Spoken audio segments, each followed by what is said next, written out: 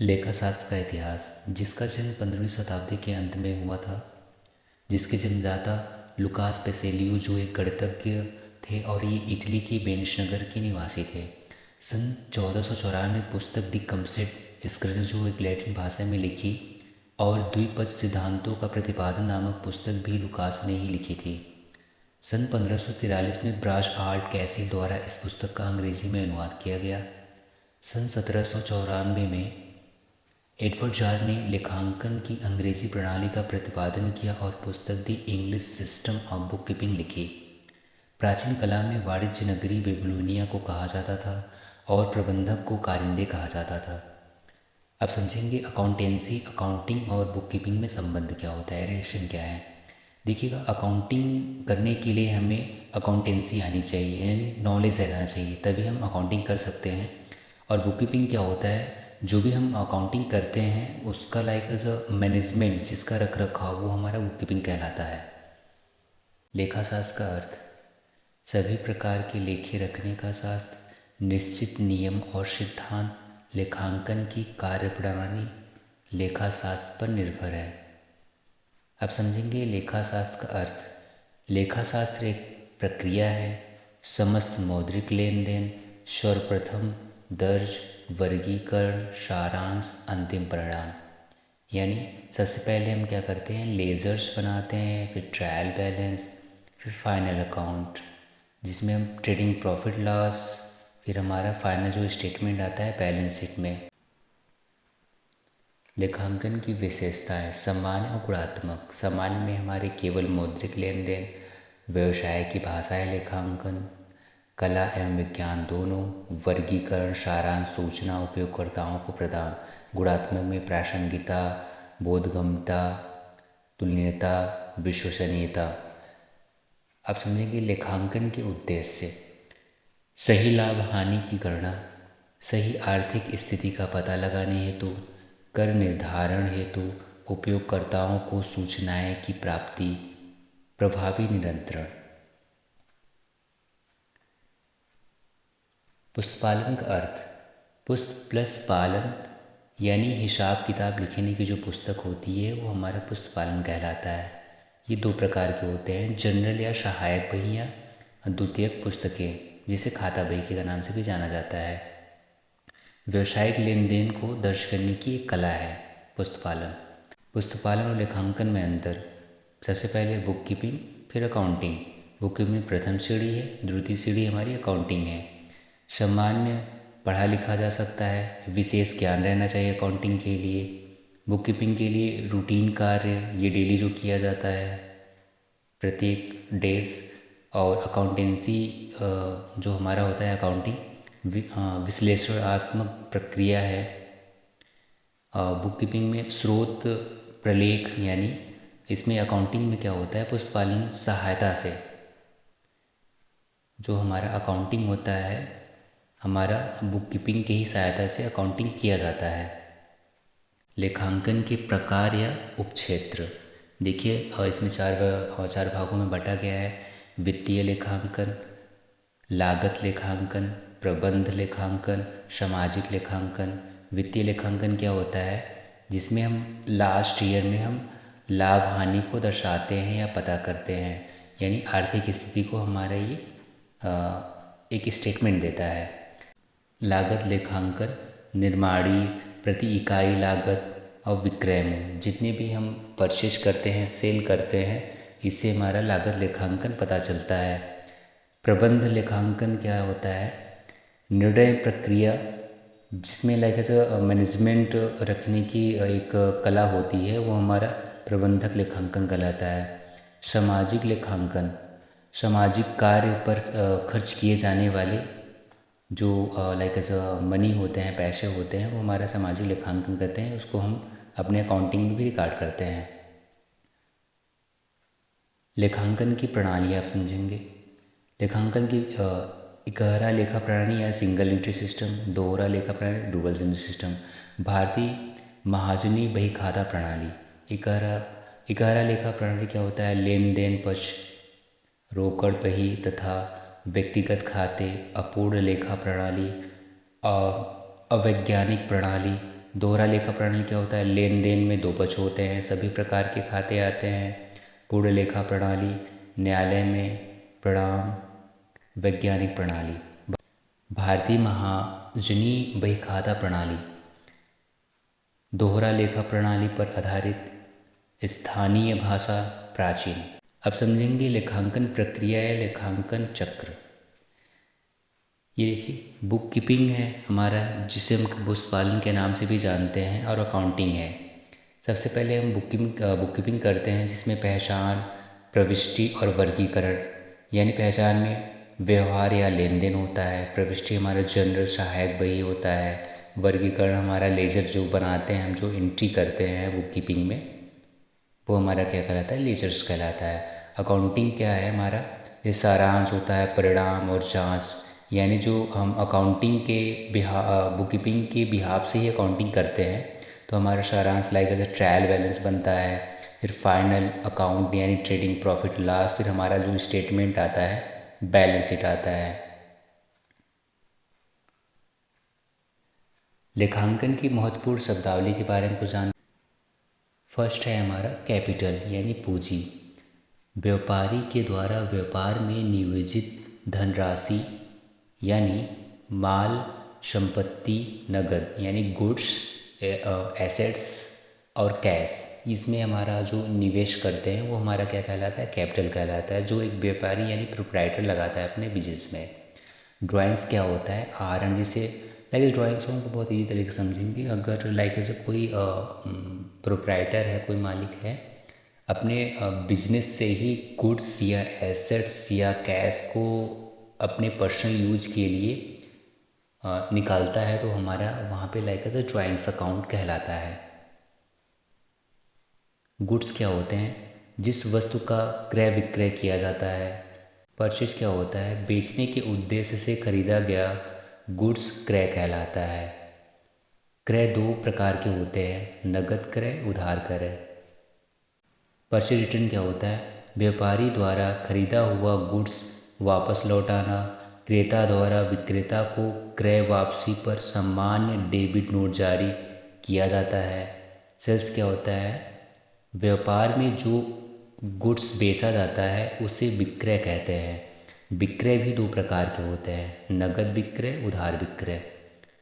Sales return क्या होता है? बेचा हुआ गुड्स व्यापारी के पास वापस आ जाना। विक्रेता द्वारा क्रेता को विक्रय वापसी पर सामान्यतः क्रेडिट नोट जारी किया जाता है। एसेट्स क्या होते हैं? ऐसी वस्तुएं जिन्हें विक्रय के उद्देश्य से नहीं खरीदा जाता, वो हमारे एसेट्स कहलाते हैं। एसेट्स भी आपके दो प्रकार के होते हैं, करंट एसेट्स और फिक्स एसेट्स। करंट एसेट्स समझते हैं क्या है? एक लेखांकन अवधि के नकद में परिवर्तित किया जा सके, जी आय बनाने रखने के लिए होता है। Like as cash, bank, bill receiver, debtor, stock. और फिक्स एसेट्स क्या होता है? जो एक साल से अधिक का एसेट्स हो, वो हमारा फिक्स एसेट्स कहलाता है। इसमें भी आपके दो भाग हैं, टेंजिबल और इनटेंजिबल। यहाँ पर हम समझेंगे फिक्स एसेट्स, टेंजिबल और इनटेंजिबल के बारे में। टेंजिबल में आपके like as a land and building, जिसे हम देख सकते हैं, छू सकते हैं, महसूस कर सकते हैं। अब प्लांट एंड मशीनरी, फर्नीचर हो गया, लूज टूल्स हो गया, लाइव स्टॉक हो गया। और इंटेंजिबल अकाउंट समझेंगे क्या होता है, जैसे गुडविल हो गया, पेटेंट हो गया, कॉपीराइट हो गया, ट्रेडमार्क हो गया। ये चीज़ें सारी क्या आती हैं? हमारी इंटेंजिबल अकाउंट्स में आती हैं, ये हमारे फिक्स एसेट्स में ही होती हैं। लायबिलिटीज़ क्या होता है? दायित्व। व्यवसाय द्वारा भविष्य में जो राशि चुकाई जाती है, वो हमारा लायबिलिटीज़ कहलाता है। लायबिलिटीज़ भी दो प्रकार के होते हैं, करंट लायबिलिटी, एक लॉन्ग टर्म लायबिलिटी। ऐसी लायबिलिटीज़ जिनका भुगतान एक साल के अंदर करना हो, जैसे like as a bank overdraft, creditor, bills payable, short term loan, outstanding expense. और लॉन्ग टर्म लायबिलिटीज़ क्या होता है? ऐसी लायबिलिटीज़ जिनका भुगतान करने में एक साल से अधिक का समय लगे, जैसे long term loan, bank loan, debenture. अब समझेंगे डेप्टर क्या होता है। व्यवसाय को राशि देने वाले व्यक्ति या वे लोग जिनको व्यवसाय ने उधार गुड्स बेच दिया है और भविष्य में उनसे राशि प्राप्त होनी है, वो हमारी क्या कहलाते हैं, डेप्टर। डेप्टर से हमारा लाइक एज अ कस्टमर होता है, एक प्रकार समझ सकते हैं। क्रेडिटर क्या होता है, यानी लेनदार। व्यवसाय से राशि लेने वाले व्यक्ति या वे लोग जिनसे व्यवसाय ने उधार गुड्स खरीदा रखा है और भविष्य में उनको वो राशि देनी है, वो हमारे लाइक एज क्रेडिटर कहलाता है। क्रेडिटर आपका लाइक एज एक सप्लायर भी हो सकता है या एक like as a businessman भी हो सकता है। वो अपने बिजनेस को चलाने के लिए लाइक जो गुड्स कहीं से परचेज करता है, जहाँ से जो गुड्स परचेज करता है वो हमारा क्या कहलाता है, सप्लायर कहलाता है एक प्रकार से। वही हमारा क्रेडिटर ही होता है जिसे हमें पैसे देने रहते हैं। Bills receivable. बिल्स रिसीवेबल क्या होता है, ये बिल जिनकी राशि भविष्य में व्यवसाय को प्राप्ति होनी है या उधार विक्रय पर विक्रेता द्वारा क्रेता को लिखा गया बिल, ये हमारे क्या कहलाते हैं, बिल रिसीवेबल, जिससे हमें पैसे प्राप्त होते हैं या जिससे पैसे हमें लेने हैं। Bills payable. वे बिल जिनकी राशि व्यवसाय को भविष्य में देनी है या उधार क्रय पर स्वीकार किया गया बिल, ये क्या होता है, हमारे बिल्स पेबल कहलाता है। यानी हमें किसी को पेमेंट करना है, लाइक कोई भी बिल हो सकता है, जैसे इलेक्ट्रिसिटी बिल हो गया, रेंट हो गया, ये चीज़ें किस में आएंगी आपके लाइक ऐसे बिल्स पेबल, जिसे हमें पैसे पे करने हैं। एक्सपेंस क्या होता है, आय अर्जित करने के लिए खर्च की गई राशि, संचालन या परिचालन। रेवेन्यू समझिंग क्या होता है, ऐसे व्यय जो नियमित होता है, एक लेखा अवधि तक लाभ देते हैं आय बनाए रखने के लिए, जैसे सैलरी, रेंट, वेजेस, ये हमारे क्या रहते हैं, रेवेन्यू कहलाते हैं।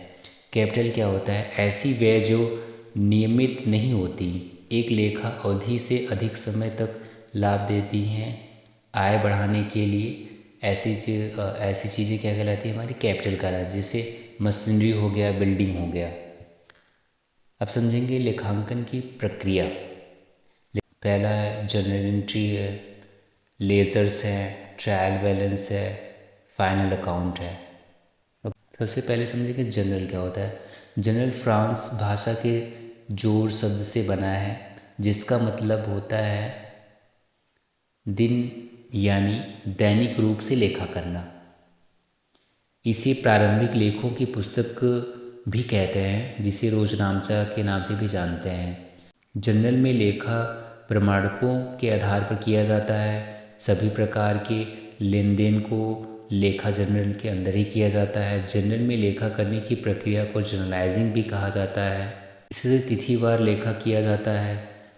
खाता बही का एक आधार होता है। जनरल में 5 कॉलम होते हैं। पेज भरने पर टोटल कैरेज फॉरवर्ड लिखा जाता है। अगले पेज पर टोटल ब्रॉड फॉरवर्ड लिखा जाता है। डीआर और सीआर के योग को ग्रैंड टोटल कहते हैं। यह प्रक्रिया कास्टिंग कहलाती है।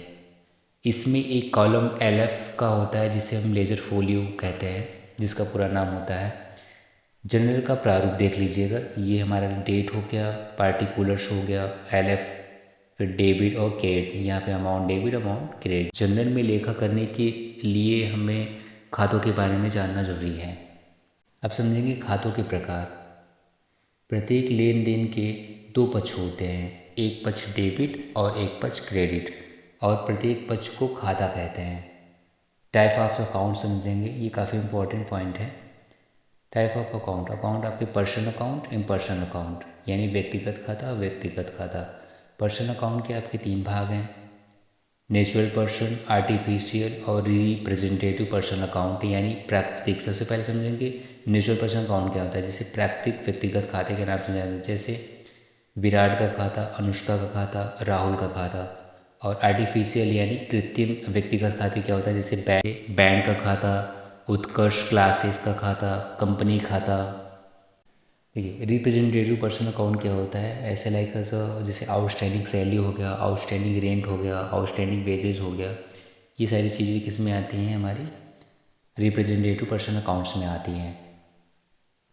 अब खातों के नियम समझ लेते हैं। व्यक्तिगत खातों से संबंधित नियम देख लीजिएगा। पाने वाले व्यक्ति को डेबिट किया जाता है और देने वाले व्यक्ति को क्रेडिट किया जाता है, यानी debit the receiver credit the giver. वस्तुगत खाते से संबंधित नियम, यानी जो वस्तु व्यापार में आती है उसे डेबिट करते हैं, जो वस्तु व्यापार से जाती है उसे क्रेडिट करते हैं, यानी डेबिट द कम्स इन और क्रेडिट द गोज आउट। नाममात्र खाते से संबंधित नियम, नाममात्र से संबंधित नियम समझ लीजिएगा। समस्त खर्चों को, हानियों को डेबिट करते हैं, यानी debit the expenses and losses, और समस्त लाभों और आयों को क्रेडिट करते हैं, यानी प्रॉफिट एंड गेन को क्या करते हैं, हम क्रेडिट करते हैं। देख लीजिएगा लेखा समीकरण के आधार पर खातों के प्रकार। यहाँ पे हमारे 4 कॉलम हैं, इसे समझेंगे। सबसे पहले क्या है, अकाउंट्स है, बैलेंस है, इंक्रीज और डिक्रीज। एसेट्स हमारे अगर हमारे बढ़ते हैं तो क्या कर देंगे, अगर इंक्रीज होगा तो डेबिट करेंगे, डिक्रीज होगा तो क्रेडिट करेंगे। एक्सपेंसेस अगर हमारे बढ़ते हैं, नॉर्मल तो हमारा डेबिट ही रहेगा, और अगर बढ़ते हैं तो डेबिट करेंगे और घटेगा तो क्रेडिट कर देंगे। और हमारा लाइबिलिटीज़ नॉर्मल रहता है, क्रेडिट ही रहता है, और इंक्रीज होगा तो क्रेडिट रहेगा और डिक्रीज रहेगा तो डेबिट कर देंगे। और इनकम नॉर्मल में आपका क्रेडिट रहता है, इंक्रीज होगा तो क्रेडिट करेंगे और डिक्रीज होगा तो डेबिट कर देंगे। कैपिटल आपका लाइक एज नॉर्मल में क्रेडिट ही रहता है, इंक्रीज करेंगे तो क्रेडिट ही रहेगा और डिक्रीज करेंगे तो डेबिट कर देंगे।